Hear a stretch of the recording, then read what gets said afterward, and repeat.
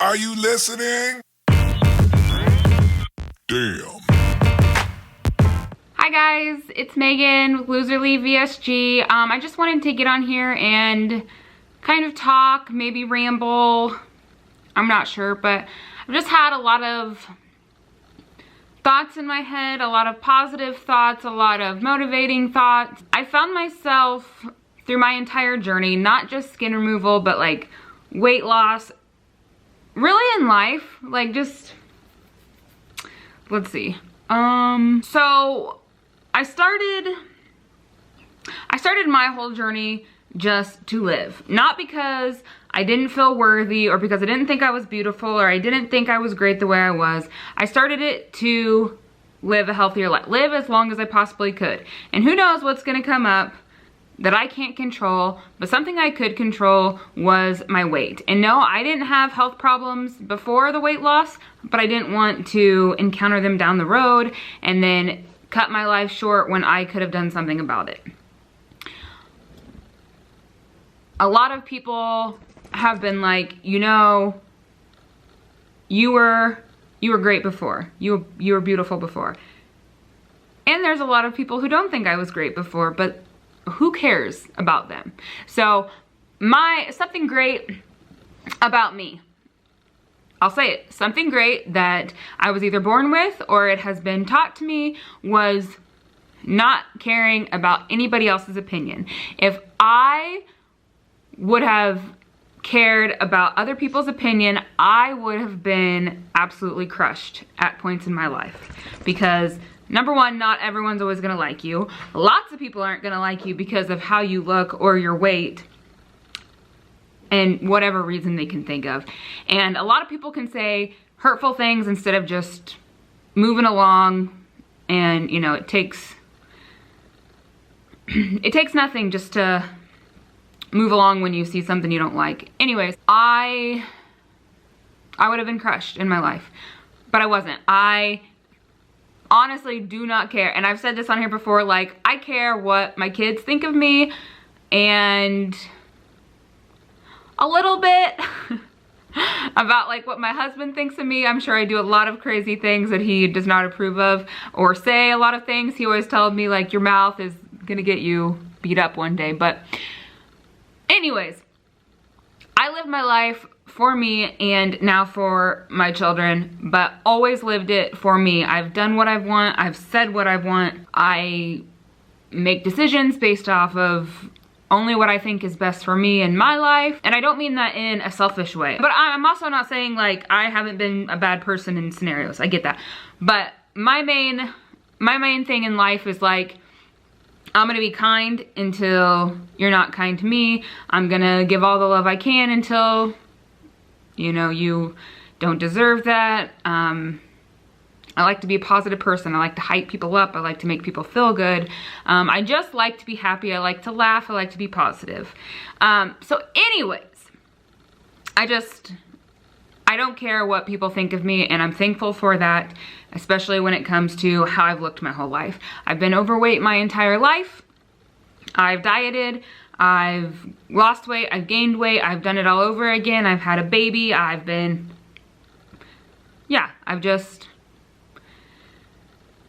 And I could never find the motivation to keep the weight off. And so when I finally found my why, which was having a baby of my own and realizing like I'm her only mom and I need to be around for as long as possible with her, that's my why. So finding your why is important. So many people will be like, I don't know how you have so much I don't know how you have so much willpower, how you're so strong, how you're so dedicated.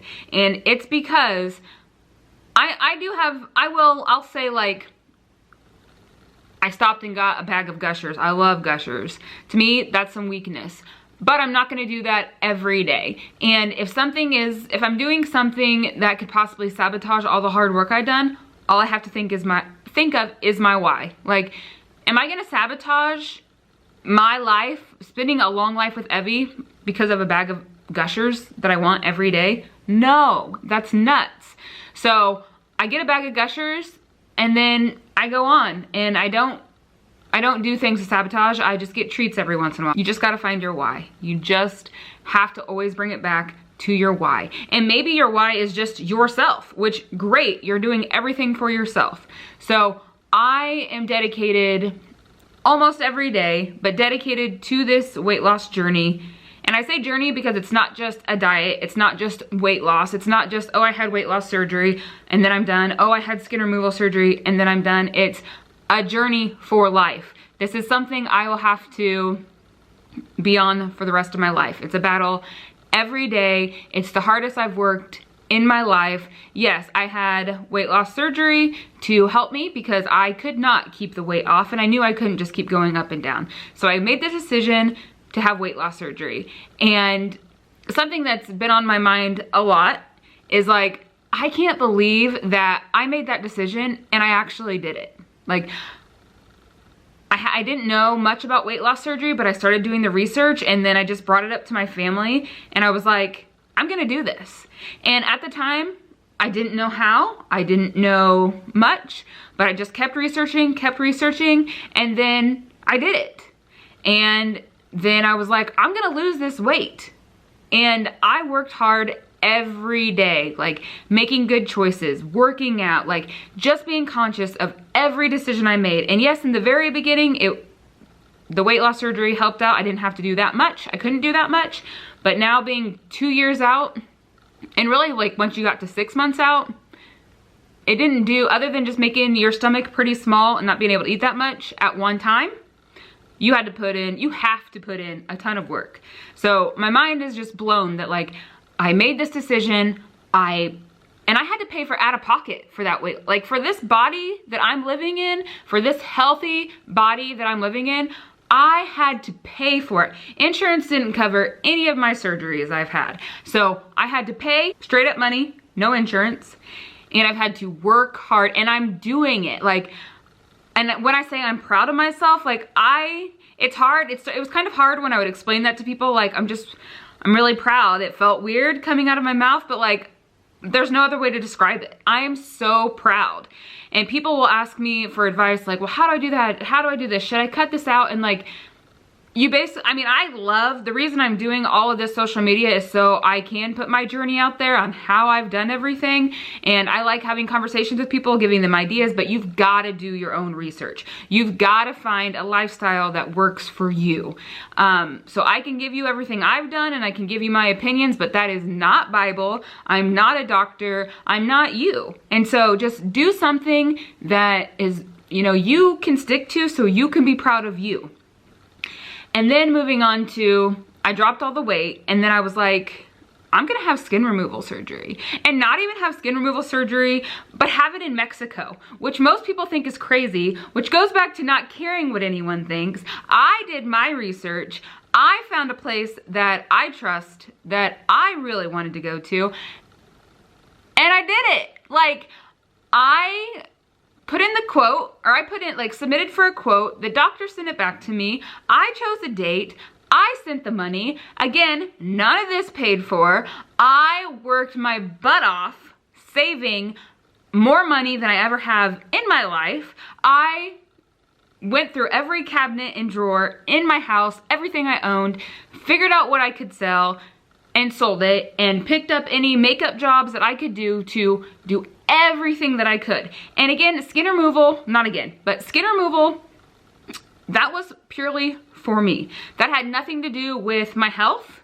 It could have eventually started to like rub and chafe and make infections, but we weren't at that point yet. It was just, I've done all this hard work and now I just have all this loose skin all over me, and it makes me uncomfortable, and I don't feel happy in my body most of the time. Like when I would try to work out, everything was flopping, it made me uncomfortable, I wasn't able to work out to the best of my ability.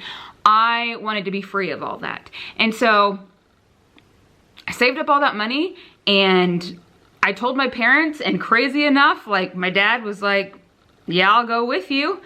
And next thing I know, I'm in Tijuana, Mexico, and I'm scared to death. I'm nervous, I'm happy, I'm excited, they get ready to wheel me in, and I'm like, oh my gosh, what am I doing? Like, looking up the clock, 1:15 p.m., getting ready to go in the surgery room. Like, what have I done? Should I go back? But also feeling like, I did this. Like, you're about to get this skin cut off that you have, like, worked for.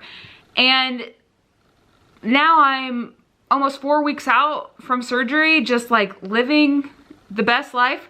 I don't mean best life like the best life I'll be living in a couple months. I'm living the best healing life I can.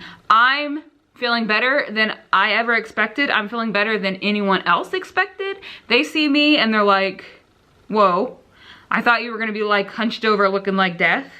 And I'm like dancing and smiling and just happy to be alive. Like, I am so happy. I am so proud.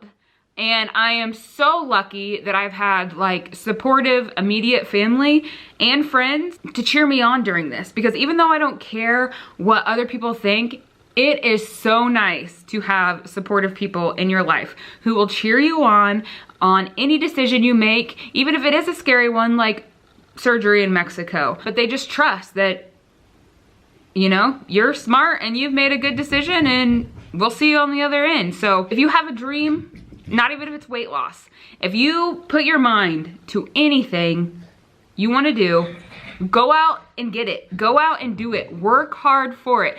Don't care. Don't let other people stand in your way and change your mind and detour you. Like, go after what you want. You can do it. All you have to have is a little bit of self-confidence. You need to have, depending on what it is, do a lot of research. Make sure you're safe. Do what you can to get the money you need. If it's something that you need money for, save your money. Do what you can to make your dreams come true, because I'm telling you, it is mind-blowing. And be proud. I've probably said that 15 times, but be proud. And then on top of that, whatever you accomplish, share it with the world. Share it with your friends, share it with social media, because I'm sure there's somebody in your life who has a dream similar, who could benefit from you showing them your experience, who could use a friend to talk to. You could be a great resource for people you don't even know. Just put it out there and help people and let people celebrate your hard work. It's amazing, guys, and I am so thankful for each and every one of you that have watched me, who have been a part of this journey on any form of social media or in my day-to-day personal life. Thank you for being here, for being my cheerleaders, and believing in me.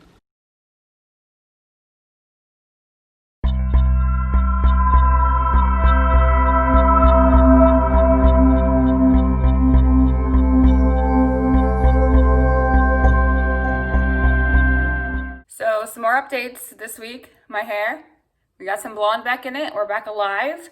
It doesn't look greasy. I have learned how to put my head down and put some dry shampoo in there. Those aren't the updates. Anyways, so my body is more sore than it has been. I don't know if the feeling's just coming back in my body, but like when I get up in the morning, I can feel, it's not like painful, but like my boobs need to drop back in place. Everything is just more sore. I have been driving Evie to school and also just working around the house. I'm like moving my computer different places because I'm sitting different places and just carrying more by myself. And my arms were kind of swollen the other day. Well, not kind of swollen, they were really swollen. Not that I could see because I have my sleeves on, but I could feel them. I kept thinking, why is my arm hurting so bad? And it's because it was swollen. So I've had to learn to take it a little more easy. I can't do everything that I want to do. And when I have the chance, keep my arms elevated. We took the belly button stitches out last night. I've been having drainage, as I've told you, and when Josh was able to look up in there, he saw like a little greenish spot, like infected spot, like tiny spot at the top of my belly button. So he took the stitches out last night. I think there were like 6 or 7 up in there. And I have a really deep belly button, but it didn't hurt. My belly button is still like numb, and I was just laid back on the bed and I held a light for him and he cut them out. It was no problem, didn't hurt at all. And then I had to get some Silvazorb gel, the Dr. Sanchez had told me to do. And you can look it up, but it's like for wounds and it's for drainage. And so I have just, again, like a tiny little spot at the top of the inside of my belly button. So I put some of that on a swab and put that on the little area, put my gauze back on there, put my tape, put my faja, and then I will check it twice a day for the drainage, change the gauze, and I just do that until it's all out of there. So I'm not in any pain. It was just, I could just tell from the drainage something was going on up there. So and then he told me to then he told me to remove any loose tape. I was kind of unsure if it was just loose tape I was doing or if I was doing all the tape, because I still have, like I've told you, a lot of the tape. So I took a shower last night, got it all loose and moistened, and a lot of it around my belly came off really easy with the water, and it was already like hanging, so we cut it, and then I trimmed up some other pieces, and then I started on my side.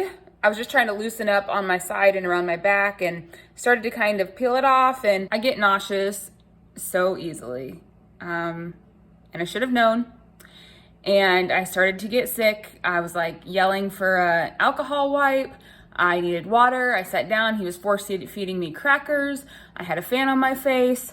It wasn't going away. I was trying to sit down. I was trying to walk. I was getting out of the bathroom. I tried to lay down.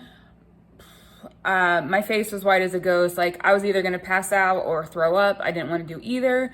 So I sat down in a chair with the fan really close to my face, kept having him put an alcohol swab underneath my nose. I just took deep breaths. Finally it went away, but I felt exhausted. I was like, we're not messing with the tape anymore. Just gonna let it fall off, especially under my arms. I'm not touching that tape ever. I told Josh, I'm like, this tape can just grow into my skin for all I care, because I'm not messing with my underarms. But then he got me into a onesie and I just relaxed for the night. So I can't handle that kind of stuff. But on the backside, or on the, not on the backs, is it the backside? But on the other hand, it makes me so nervous to have him pull off the tape. Like I need to be able to be in control of that so I can see what's doing. Because some places kind of hurt. And it's not even just hurt over where the incision is. It's like the tape is so stuck to my skin. So I don't know if it's like just pulling my skin or pulling my incision, which makes me really nervous. But I can't do it. So, I mean, we're going to have to figure it out. And hopefully it just starts to really loosen up since we've got some off there and, just kind of pulls off by itself. But my back and my side it's like really stuck. And I didn't even touch the one around my boobs, because in my mind, if I take any of the tape off my boob area, everything's just going to fall out. I know that's not true, but that's how I feel about it. So that's the experience that I've had so far. So I wanted to come outside to my deck, number one, because it's 59 degrees today, which is a high for us right now. And so I could be around wood to knock on it so I didn't jinx myself. But I was so worried about, and it can still happen, but I was so worried about wounds in my armpits. Like my thought was really like, does anyone go through this and not have openings in their arms, their armpits? Like I was so worried, and I was prepared for it. And I'm like, okay, it's going to happen, but you can take care of it. You're going to notice it. So every day I take off all these garments and take care of everything. And I just look everything over really good and make sure there's no little openings that I haven't found. I've just been very careful of how I use my arms, making sure they're lifted up. My armpits are like surprisingly pretty healed. So I'm still going to be careful with them, because who knows what it's going to take to open them up. Probably nothing at all, and I don't want to risk that. But spitting stitches, so in our post-op summary that we get after we have surgery, it just explains some of our garments and some wounds and the possibility of stitches spitting. And so on my left arm, not in the armpit, but just right on the beginning of my arm after my armpit, there was a little piece of pad left over from the pads they would shove in my arms early on. And it was like stuck to my incision. And therefore, I guess when it was trying to, this is me just explaining this to myself and to you guys without really knowing the science behind it. But I'm guessing when it was trying to heal, it, couldn't be pulled in and absorb into my skin, because you have this piece of cotton stuck on the incision. So right there, I can't remember if I've talked about this. If I have, I'm sorry. But and I should have taken a picture. As soon as it was over, I'm like, man, we should have videoed that or taken a picture or something. But it started out with just a tiny little poke, like a clear, and I was like, oh, that's a clear stitch, because we have all kinds of different stitches in us that are dissolvable and a couple that aren't, the belly button, like I said. But I could see this little clear thing, and I was like, oh, that's a clear stitch poking out. And I was like, I'll just leave it alone, see what happens. And then the next day, it like was this big noodly stitch that came out, and not came out, but it's still connected, but a lot of the stitch came out. So I just cut it off. And then the next day, the little part of the pad was sticking out a little more. So I had my husband snip it off, and I've just been keeping an eye right there on my arm. There's been no problems. When some of my tape came off of like around my areola, there was that long noodly looking thing. So I was like, oh, there's a stitch. And so I cut that off.